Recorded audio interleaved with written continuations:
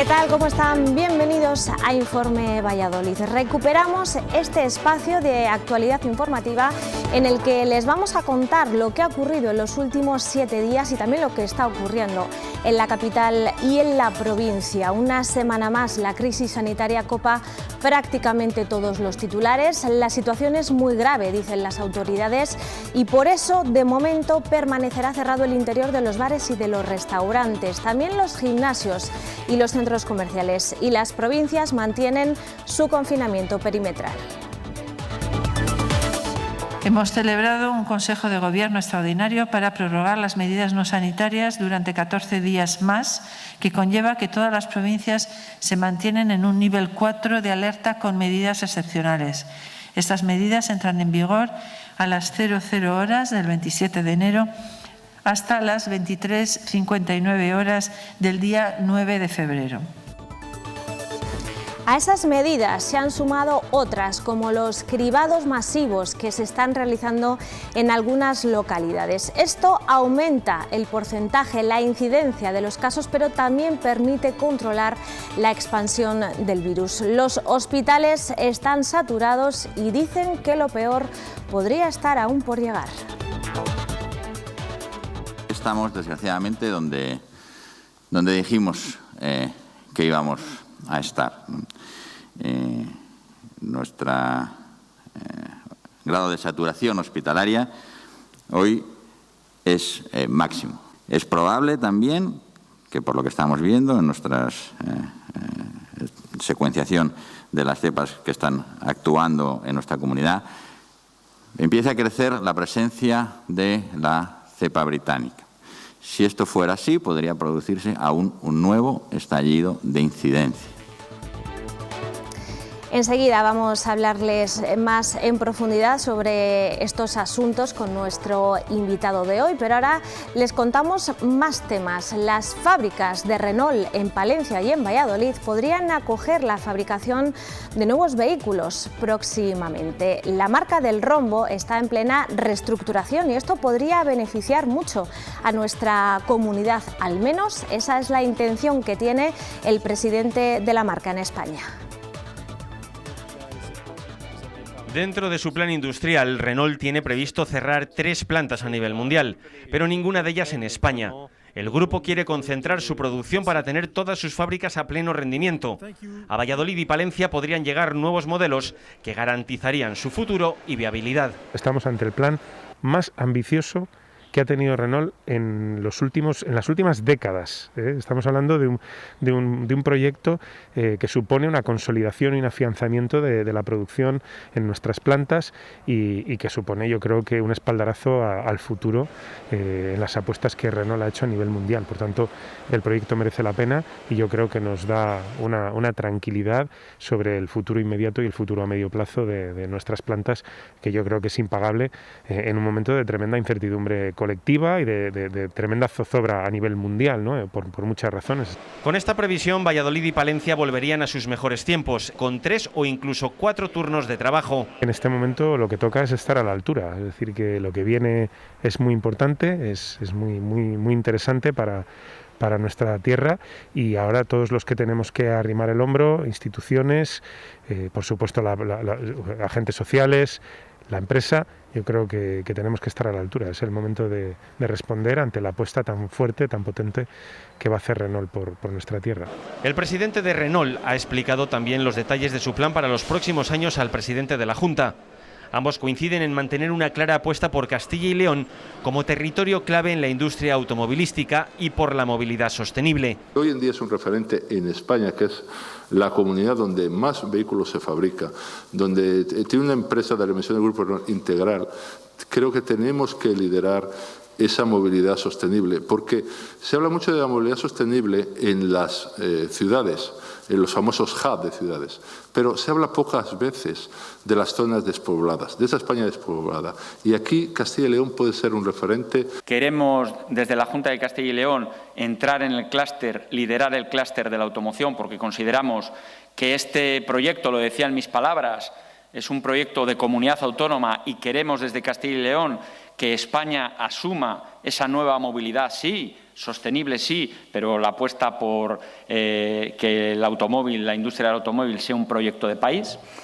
Y, por tanto, vamos a seguir apostando y vamos a seguir trabajando de la mano de Renault. De momento está todo en el aire, aunque hay fecha tope. Antes de que finalice el mes de febrero, se adjudicarán los nuevos modelos de la firma a las plantas seleccionadas. Para entonces deberían estar zanjadas las negociaciones del convenio colectivo entre la dirección de la empresa y los representantes sindicales de los trabajadores.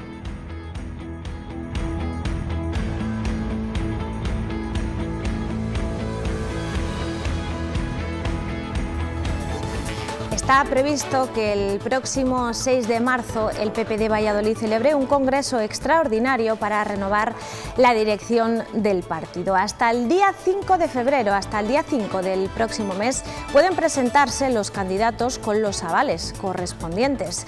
De momento, solo un nombre oficial, el de Conrado Íscar, actual presidente de la Diputación y también alcalde de Matapozuelos, aunque estos días también se ha escuchado otro, el de Miguel Ángel Oliveira, alcalde de Tordesillas, que finalmente ha descartado su candidatura.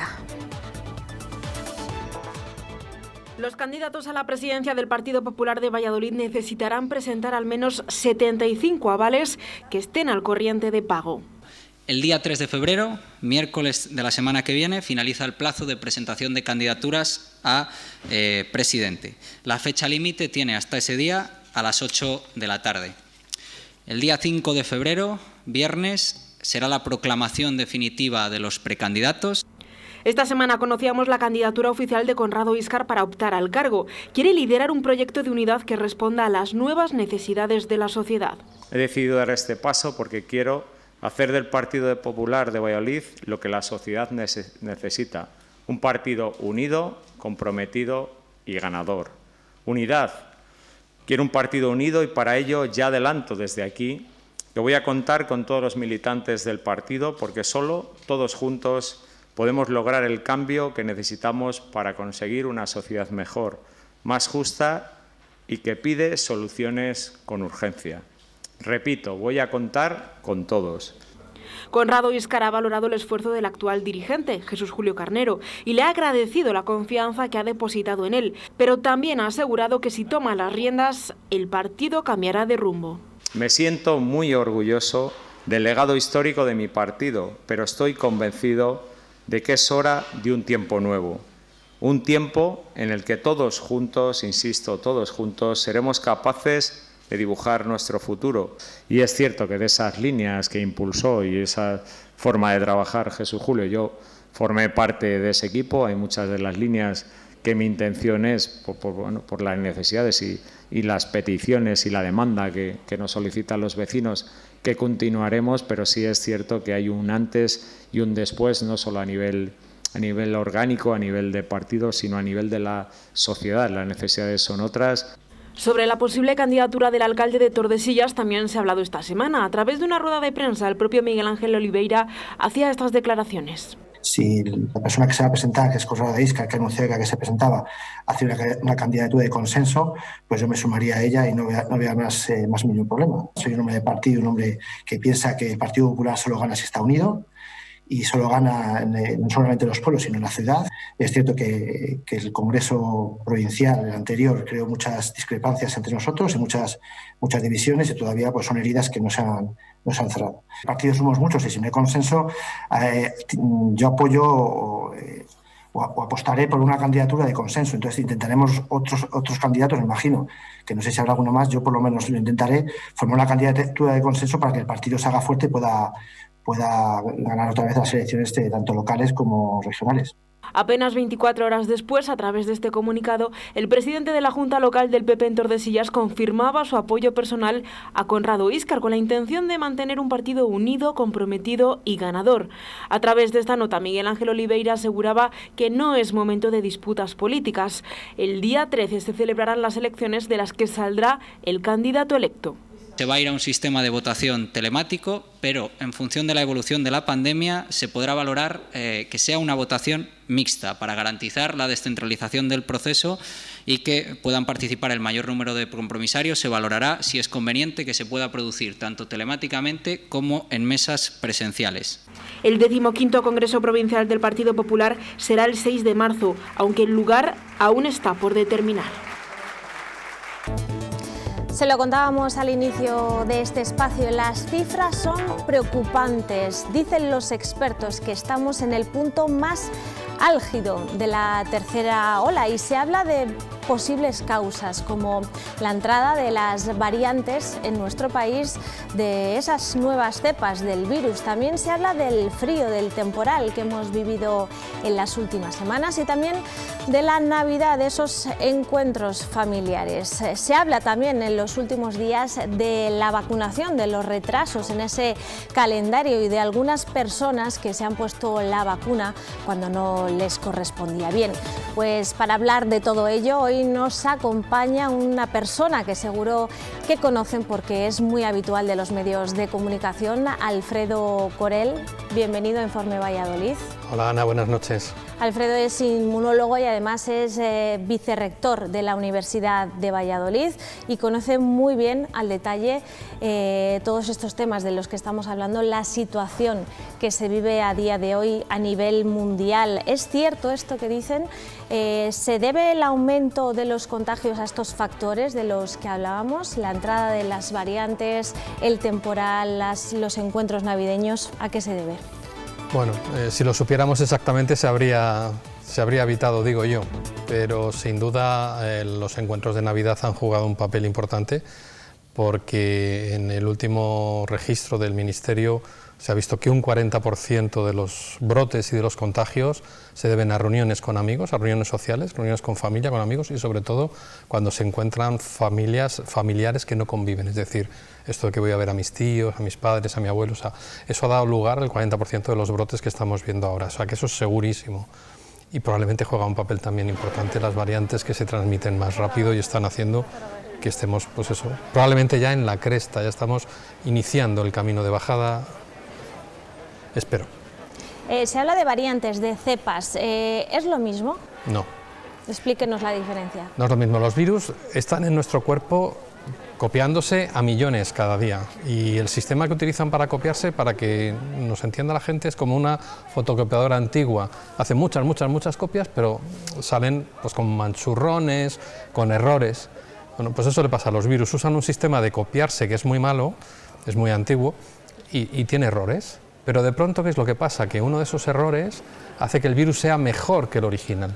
Mejor para él, lógicamente, no para nosotros, pero mejor para él en el sentido de que igual se transmite a otra temperatura, se transmite más deprisa, resiste una temperatura alta. Entonces, esos cambios, cuando son mejores, hacen que se aparezca una variante y esas variantes, pues lógicamente, como tienen ventaja, se hacen más frecuentes.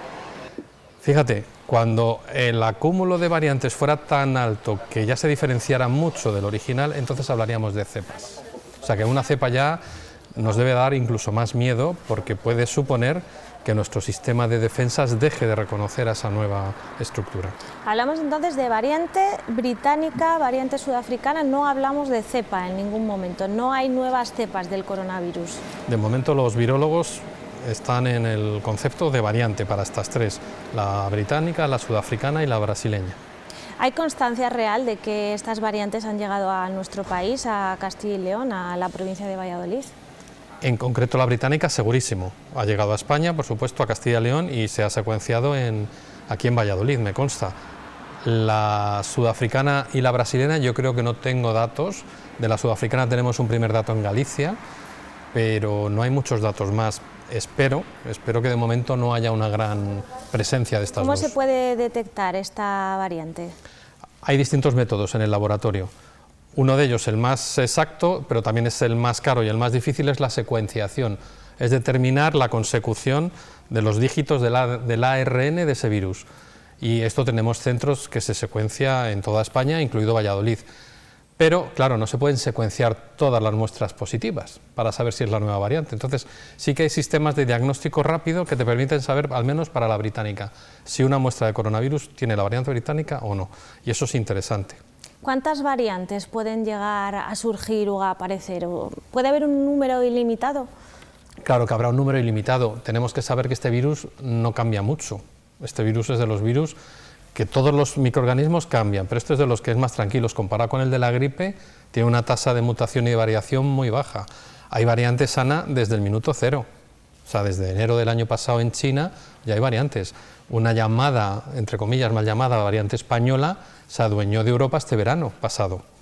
O sea, que variantes lleva habiendo. Lo que pasa es que quizá las de ahora preocupan un poco más porque se transmiten más rápido las tres, parece ser, y al menos la brasileña y la sudafricana, se piensa que las defensas originales igual no son tan válidas frente a estas nuevas. Entonces, por eso preocupan más, pero variantes hay desde el primer momento, y habrá más. Ha dicho esta semana el Gobierno regional que cada vez son más jóvenes los que se contagian o los que presentan mayores problemas de salud. ¿Esto se debe también a que las variantes son más agresivas o más virulentas? Yo no lo creo, no lo sé exactamente, pero lo que puede explicar que haya más casos en jóvenes es que yo creo que la población más en riesgo, los más mayores, están haciendo muy bien el confinamiento y el aislamiento y están a menos riesgo. También ya vamos teniendo parte de esa población iniciada en la vacunación. Entonces los jóvenes, por un lado, no están recluyéndose de la misma manera y por otro lado, también sabemos que son lo que llaman supercontagiadores, tienen gran cantidad de virus. Parece ser que a esto va asociado la variante británica. La británica parece ser que produce más virus. Entonces todo esto puede ser un poco el caldo de cultivo para que parezcan más casos graves en jóvenes. Lo que significa no es que sea más grave en jóvenes ahora, sino que al haber más casos también tenemos más graves. Hay más frecuencia. Las vacunas, por lo menos las que han llegado hasta ahora, la de Pfizer, la de Moderna, ¿son eficaces contra todas las variantes del virus? Tenemos datos parciales. En concreto, la de Pfizer sí parece que es, y de Moderna, perdón, las dos, sí que parece que son eficaces frente a la variante británica. Ahí no tendríamos que temblar mucho porque además va a ser la más frecuente en España en cuestión de semanas, la británica. Sí que Moderna ha analizado sus datos frente a la variante de Sudáfrica y dice que siendo útil ya es un poquito menos útil, es decir, que las defensas que produce la vacuna de Moderna al menos valen para la sudafricana, pero no son tan fuertes como para la original. Entonces, bueno, esto es una cierta tranquilidad, pero sin quitar el radar de alerta y estar vigilando esto permanentemente. Hay mucha gente que tenía miedo a la vacuna. De hecho, se ha publicado recientemente una encuesta. A día de hoy se vacunarían más personas de las que se hubieran vacunado en el mes de diciembre. ¿Qué efectos secundarios puede tener la vacuna? Mira, la vacuna, estas vacunas primeras, que son de una tecnología moderna, que es un hito en la medicina del siglo XXI, el poder usar esta molécula de ARN, que nadie piense que se han inventado en el año 2020. Se lleva trabajando 40 años con estas estructuras para poder llegar a este momento, a usarlas en personas. Pero producen una reacción un poco quizá más fuerte que las vacunas a las que estamos acostumbrados. Hay bastante frecuencia pues, de dolor de cabeza, de febrícula, de dolor donde me inyectan, de dolor generalizado, de fatiga, de un cansancio. Eso es más habitual, pero esto con una analgesia, en la inmensa mayoría de los casos, con analgesia se pasan 24 o 48 horas. Son vacunas que efectos secundarios graves están en menor de 0,008. Es ínfimo esta reacción. Y también quisiera tranquilizar, porque hay muchos bulos al respecto de esta nueva vacuna, que es ARN que nos inyectan, no puede modificar nuestros genes, no va a modificar nuestras células, no nos va a hacer transgénicos, no nos va a alterar la esterilidad, la fertilidad. Por favor, tranquilidad, es una molécula que además es muy inestable y se rompe enseguida. Va a hacer su efecto, que es activar nuestras defensas, y se va a degradar inmediatamente. Pregunta importante de la que se habla poco. ¿Cuánto tiempo nos mantiene inmunizados esa vacuna? Se habla poco porque no podemos hablar mucho más, Ana. Esta enfermedad la estamos escribiendo cada semana. Entonces, a fecha de enero, se sabe que la inmunidad natural, si yo paso la enfermedad, al menos dura 8 meses, porque es el último dato publicado. Y a fecha de enero se sabe que alguna de estas vacunas, las que están publicadas, que son Pfizer y Moderna, su inmunidad dura 4 o 5 meses, que son los que han pasado desde que se empezó a utilizar. Es decir, que igual dentro de un mes me invitas y sumamos un mes más. No tengo la bola de cristal para saber cuánto va a durar, ojalá, pero al inicio de esta pandemia se decía que esta inmunidad era muy volátil, que iba a durar 2 semanas, que desaparecía, y parece que no. Parece que el sistema inmunitario está haciendo muy bien sus deberes y nos está protegiendo durante un tiempo razonable, por lo menos. Así que hay que esperar para saber un poco más. Hablamos de 2 vacunas, de Pfizer y de Moderna. Previsiblemente van a llegar más. ¿Es positivo o es negativo que se manejen varias vacunas para vacunar a la sociedad? Más que positivo y negativo, yo te diría que es necesario. Es necesario porque además son distintos procedimientos de vacunación y sin duda cuando tengamos más en el tapete habrá algunas que sean más útiles para un grupo de personas que otras. Por ejemplo, Pfizer para menores de 16 años no está aconsejada, no porque sea mala, sino porque no se ha aprobado. Moderna para menores de 18 tampoco. La nueva de AstraZeneca es posible que para mayores de 65 tampoco haya muchos datos y entonces no se use en esa ranga. Entonces el médico, la enfermera, cuando las tengan delante, dependiendo de la persona, podrán utilizar una u otra. Y eso es necesario porque unas cubrirán los huecos que otras no cubren. Así que a mi juicio habrá muchas y probablemente habrá muchas en los próximos 2 años, no solo en los próximos meses. Ahora se trabaja en un escenario distinto, solamente con 2 vacunas se está priorizando, ¿no?, a los grupos, sobre todo a las personas de mayor edad, residentes, trabajadores de hospitales, de centros de salud, pero ha habido algunas personas que se han puesto esa vacuna sin que les correspondiera. Quiero que esté atento y escuche unas declaraciones que hacía esta semana la consejera de Sanidad, Verónica Casado. Muy bien. Las personas que se han vacunado fuera del tiempo en el que serían vacunadas serán vacunadas en su tiempo y forma, pero no van a recibir la segunda dosis porque no se la vamos a quitar al que le corresponda tenerla. ¿Le parece acertada esta decisión de no poner esa segunda dosis a esas personas? ¿Estaríamos desperdiciando la primera dosis que ya se han puesto? Con todo mi respeto y mi cariño a una compañera además de facultad, no es acertada esta decisión, porque hay 2 ángulos. Uno es el personal, la persona que se ha saltado los protocolos, que ha sido ruin, porque ha sido ruin por saltarse los protocolos, se le está castigando con no ponérsela. Si ahí se quedara la cosa, bien, pero el problema no es ese. El problema es que toda la sociedad se beneficia de la inmunización. Entonces esa inmunización, lo mejor, ya que se ha gastado una dosis, es que se complete. Una inmunización incompleta, como sería esta de poner solo una dosis y no acabar, hace que solo funcionen las vacunas en 25-30% y puede darle pistas al virus para saltarse esas defensas y ser un virus nuevo. Así que, con todo el orden de mi corazón, yo a estas personas les pondría la segunda dosis.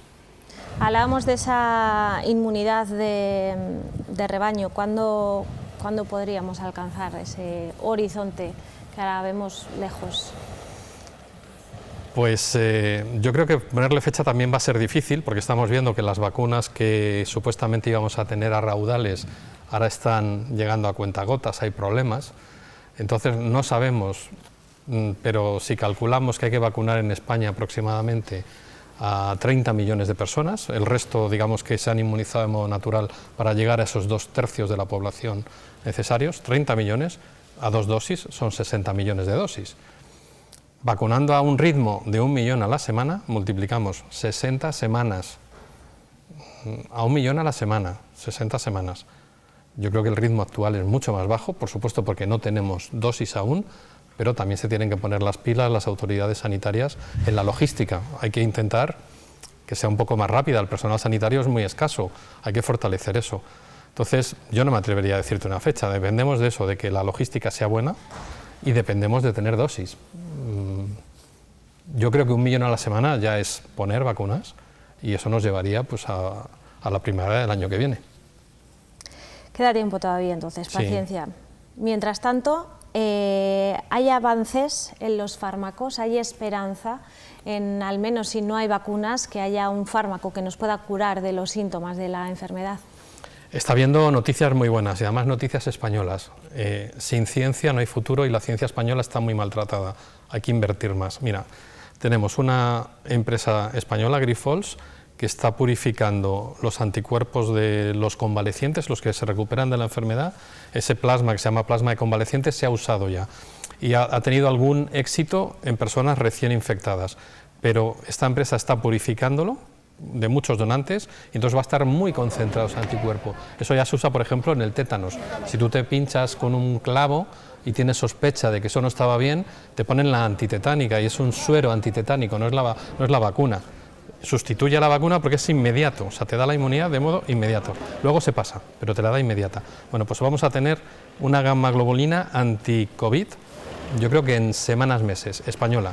Y luego otra grandísima noticia es otra empresa española, Farmamar, acaba de terminar el estudio de una molécula que la tenían preparada para el cáncer y la acaban de terminar de usar para el COVID en animales y ha sido un 100% eficaz. A mí me parece maravilloso. Entonces ahora van a empezar la fase 1 de estudio en humanos.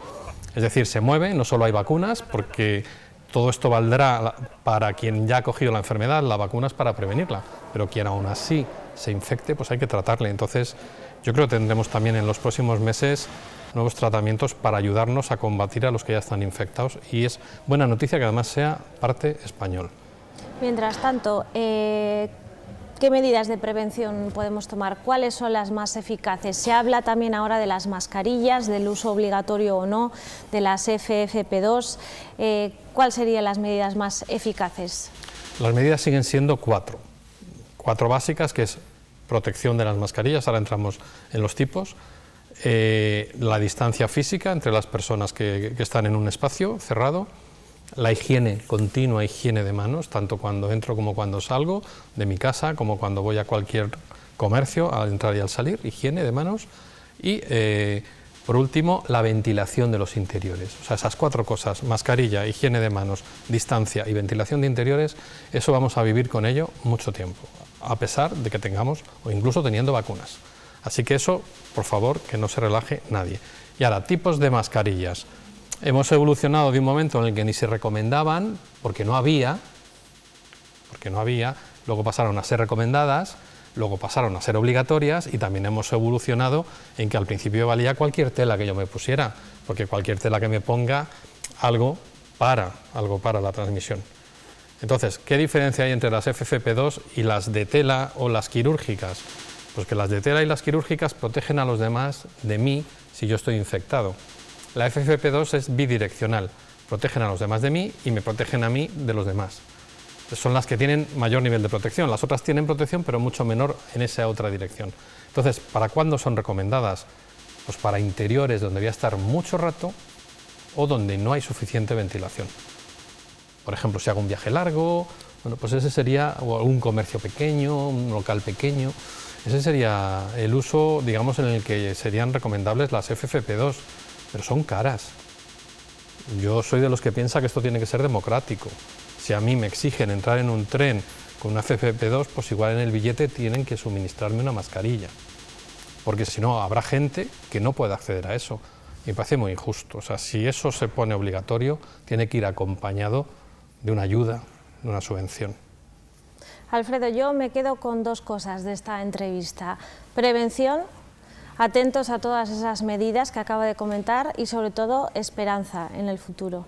Sí, claro que sí, hay esperanza, yo creo que hay notas de esperanza varias, la curva de esta tercera oleada parece que empieza a remitir, pero no nos podemos relajar, hay que seguir tensos y vigilando y con estas 4 medidas seguirlo y por supuesto a todos los que les vayan correspondiendo vacunarse, porque además cuando te vacunas para ti, para protegerte tú, te vacunas para proteger a tu familia, a tus amigos, a tus seres queridos y te vacunas para proteger a la sociedad.